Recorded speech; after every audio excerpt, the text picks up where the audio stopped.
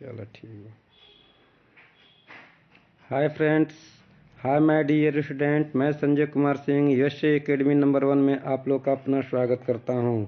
मेरे प्रिय छात्रों, जैसा कि आप जानते हैं कि हम लोग आजकल डायरेक्ट और इनडायरेक्ट सेंटेंस पढ़ रहे हैं, तो आज आप लोगों के समक्ष डायरेक्ट और इनडायरेक्ट सेंटेंस का पार्ट 2 लेकर के उपस्थित हूँ। मेरे प्रिय छात्रों, अगर आपको मेरा वीडियो अच्छा लगता है तो आप लोग इसको लाइक करिए, शेयर करिए और कमेंट करिए और ढेर सारे मित्रों के बीच इस वीडियो को अपने व्हाट्सएप ग्रुप में भेजिए ताकि अन्य स्टूडेंट भी इसका लाभ ले सकें। आइए हम लोग देखते हैं डायरेक्ट एंड इनडायरेक्ट सेंटेंस के पार्ट 2 में। आज हम आपको बताने वाले हैं कि पार्ट ऑफ डायरेक्ट स्पीच, यानी कि डायरेक्ट सेंटेंस के कितने पार्ट होते हैं। तो मेरे प्रिय छात्रों, आपको स्क्रीन पर दिख रहा होगा डायरेक्ट सेंटेंस के 3 पार्ट होते हैं। पहला स्पीकर होता है, दूसरा वर्ब होता है, तीसरा ऑब्जेक्ट होता है। यानी कि डायरेक्ट स्पीच के कितने पार्ट होते हैं? 3 पार्ट होते हैं। पहला स्पीकर क्या होता है? SPEAKER speaker. दूसरा होता है आपका वर्ब और तीसरा होता है ऑब्जेक्ट। अब मेरे प्रिय छात्रों, जैसा कि मैं इसको एग्जाम्पल से बताऊं, मैं कहूं कि Ram SAID said to me, तो मेरे प्रिय छात्रों आप देख सकते हैं कि ये आपका रिपोर्टिंग वर्ब है और रिपोर्टिंग वर्ब में ये Ram said to me, Ram ने मुझसे कहा, ये आपका स्पीकर है। क्या है? स्पीकर है, स्पीकर है। और सेड, ये सेड आपकी क्रिया है। क्या है? ये आपका वर्ब है। क्या है? ये आपका वर्ब है। और टू मी, ये आपका जो मी है ये आपका ऑब्जेक्ट है। क्या है? ऑब्जेक्ट है। OBJECT ऑब्जेक्ट है। तो और टू आपका इन्फिनिटिव है। तो मेरे प्रिय छात्रों, इस तरीके से आप देख सकते हैं कि डायरेक्ट सेंटेंस के 3 पार्ट होते हैं। 3 पार्ट होते हैं, जिसमें से आपका डायरेक्ट स्पीच के रिपोर्टिंग वर्ब के 3 पार्ट होते हैं, जिसको हम लोग बोलते हैं, पहले को स्पीकर बोलेंगे, दूसरे को वर्ब बोलेंगे, तीसरे को ऑब्जेक्ट बोलेंगे। तो मेरे प्रिय छात्रों, आपको पता होगा कि डायरेक्ट सेंटेंस के मेनली 2 ही पार्ट होते हैं, 2 पार्ट होते हैं। 2 पार्ट होते हैं, PART 2 पार्ट होते हैं। एक को हम लोग बोलते हैं रिपोर्टिंग वर्ब बोलते हैं। क्या बोलते हैं? रिपोर्टिंग वर्ब बोलते हैं। और दूसरे को हम लोग रिपोर्टेड स्पीच बोलते हैं। REPORTED रिपोर्टेड स्पीच बोलते हैं। SPEECH स्पीच बोलते हैं। लेकिन मेरे प्रिय छात्रों, आप लोग कंफ्यूज मत होइएगा। यहाँ पे हमने बोला है कि डायरेक्ट स्पीच के 3 पार्ट होते हैं। इस बात को लेके आप कंफ्यूज मत होइएगा। रियल में डायरेक्ट सेंटेंस के 2 ही पार्ट होते हैं। एक आपका रिपोर्टिंग वर्ब होता है, एक रिपोर्टिंग वर्ब होता है, और दूसरा रिपोर्टेड स्पीच होता है। रिपोर्टिंग वर्ब और दूसरा रिपोर्टेड स्पीच होता है। रिपोर्टेड स्पीच होता है। SPEECH स्पीच होता है। लेकिन मेरे मित्रों, मैंने यहाँ रिपोर्टिंग वर्ब के 3 पार्ट बता रखा है। ये जो आपको स्क्रीन पे दिख रहा होगा, ये रिपोर्टिंग वर्ब के 3 पार्ट होते हैं। कितने होता है? रिपोर्टिंग वर्ब के 3 पार्ट होते हैं। रिपोर्टिंग वर्ब के 3 पार्ट होते हैं। तो रिपोर्टिंग वर्ब के 3 पार्ट में आपका हो गया, आपका पहला स्पीकर, दूसरा आपका वर्ब और तीसरा ऑब्जेक्ट, जैसा कि मैंने अभी अभी आपको एग्जांपल से समझाया है। और जो दूसरा पार्ट होता है मेरे प्रिय छात्रों, वो आपका होता है reported, REPORTED reported speech, SPEECH speech, जिसको कि आप लोग एग्जाम्पल के थ्रू समझ सकते हैं। जैसा कि आप स्क्रीन पे देख पा रहे होंगे यहाँ पे, जैसे कि एग्जाम्पल मैंने लिखा है कि Ravi said to me Ram is honest and wise man. तो आप देख सकते हैं कि इस पूरे एग्जाम्पल में सबसे पहला ये आपका हो गया रिपोर्टिंग वर्ब, जिसको हम लोग RV बोलेंगे। और दूसरा पार्ट आपका है, इसको हम लोग बोलेंगे रिपोर्टेड स्पीच, इसको हम लोग RS बोलेंगे। तो आप देख सकते हैं कि पार्ट ऑफ डायरेक्ट सेंटेंस के 2 पार्ट होते हैं, रिपोर्टिंग वर्ब और दूसरा होता है रिपोर्टेड स्पीच। तो मेरे प्रिय छात्रों, रिपोर्टिंग वर्ब और रिपोर्टेड स्पीच, हर सेंटेंस में रिपोर्टिंग स्पीच आप 3 पार्ट में हो सकता है, कभी कभी ये 2 ही पार्ट में होता है।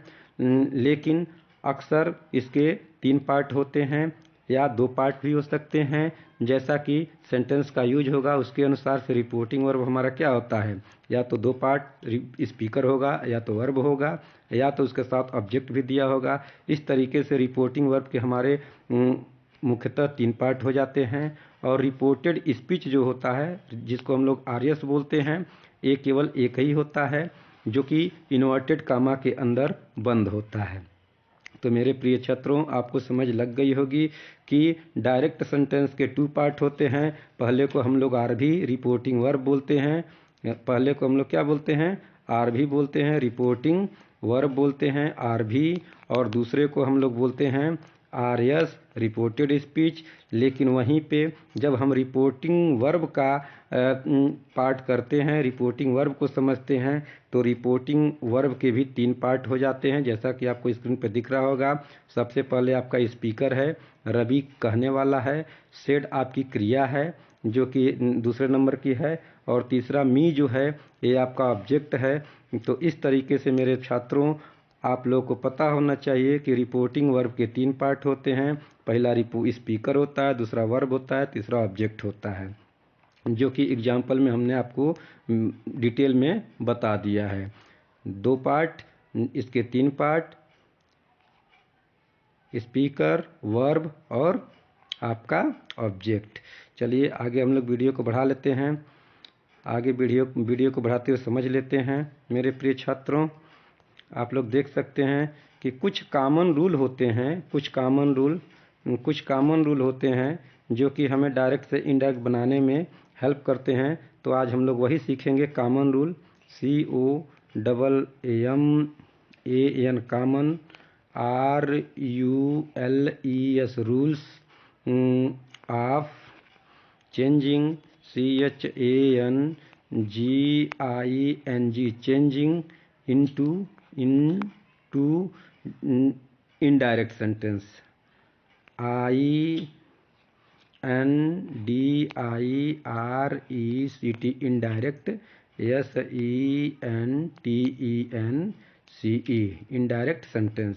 तो मेरे प्रिय छात्रों, हम लोग देख लेते हैं कि कौन कौन से ऐसे कॉमन रूल होते हैं जो डायरेक्ट सेंटेंस से इनडायरेक्ट सेंटेंस बनाने के काम आते हैं। तो मेरे प्रिय छात्रों, जैसा कि आप लोग को पता होगा कि जो कॉमन रूल होता है वो हर प्रकार के सेंटेंस पे लागू होता है, चाहे वो आपका असर्टिव सेंटेंस हो, चाहे इंपरेटिव सेंटेंस हो, चाहे इंट्रोगेटिव सेंटेंस हो, और चाहे ऑप्टेटिव सेंटेंस हो। हर प्रकार के वाक्यों पर लागू होता है, इसलिए हम लोग इसको कॉमन रूल बोलते हैं।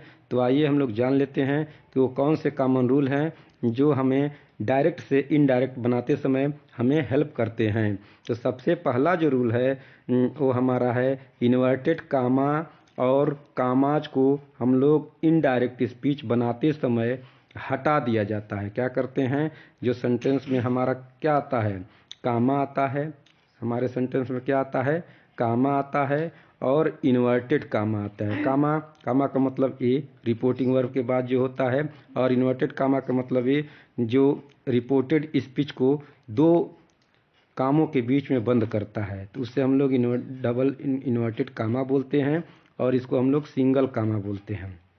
तो आपको बात समझ में लग गई होगी कि जो सबसे पहला जनरल रूल है वो ये है कि हम लोग क्या करते हैं, कामा और इन्वर्टेड कामा को डायरेक्ट से इनडायरेक्ट स्पीच बनाते समय हटा देते हैं। दूसरा जो रूल होता है आरभी, इसको हम लोग रिपोर्टिंग वर्ब बोलते हैं। रिपोर्टिंग वर्ब के बाद कामा का प्रयोग नहीं होता है, जैसा कि मैंने अभी बोला है। तो वही चीज़ है। तीसरा जो रूल है, आरभी का टेंस कभी नहीं बदलता है। कहने का मतलब ये है कि जो रिपोर्टिंग वर्ब है उसका टेंस नहीं बदलता है, रिपोर्टिंग वर्ब का टेंस नहीं बदलता है। जैसे मान लीजिए मैंने कहा कि Ram said, RAM Ram, SAID said to me. तो मेरे मित्रों, जब हम यहाँ सेड को इनडायरेक्ट सेंटेंस से बनाते हैं तो हम टोल्ड ही करते हैं। टोल्ड मतलब क्या, यहाँ पास्ट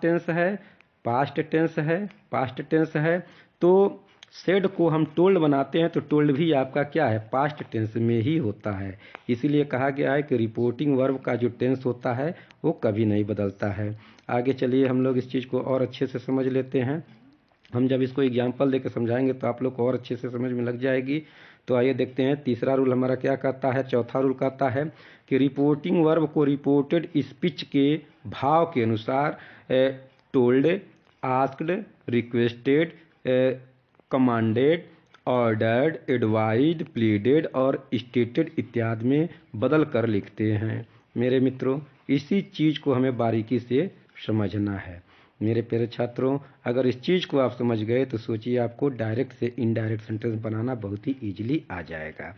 चौथा रूल कहता है कि रिपोर्टिंग वर्ब को रिपोर्टेड स्पीच के भाव के अनुसार, मान लीजिए कि रिपोर्टेड स्पीच में प्रश्न पूछा गया है तो वहाँ पे हम लोग क्या लगा देंगे, आस्क्ड लगाएंगे। जहाँ हमने टोल्ड लिखा था वहाँ क्या लगाएंगे, आस्क्ड लगा देंगे। मान लीजिए कि हमारा रिपोर्टेड स्पीच में प्रेयर किया गया है, रिक्वेस्ट किया गया है तो हम लोग रिक्वेस्टेड कर देंगे। मान लीजिए ऑर्डर दिया गया है तो ऑर्डर्ड कर देंगे। मान लीजिए उसमें अगर कोई सलाह दिया गया है तो सलाह एडवाइज कर देंगे। मान लीजिए उसमें कोई आग्रह या निवेदन किया है, प्लीडेड भी कर सकते हैं। मान लीजिए कोई कथन किया गया है जनरल तो उसको हम लोग स्टेटेड भी कर सकते हैं। तो इस तरीके से मेरे प्यारे छात्रों, चौथा रूल ये कहता है कि जब हम रिपोर्टिंग वर्ब को रिपोर्टेड स्पीच के भाव के अनुसार क्या करते हैं, रिपोर्टिंग वर्ब को रिपोर्टेड स्पीच के भाव के अनुसार टोल्ड, आस्क्ड या इंक्वायर्ड ऑफ या रिक्वेस्टेड या इंट्रीटेड या कमांडेड या एडवाइड या प्लीडेड या स्टेटेड इत्यादि में बदल देते हैं। रूल नंबर 5 की बात कर लेते हैं। तो रूल नंबर 5 कहता है, आरबी कहता है, आरबी को रिपोर्टेड स्पीच से जोड़ने के लिए डैट, इफ या वेदर या टू कंजक्शन का प्रयोग करते हैं।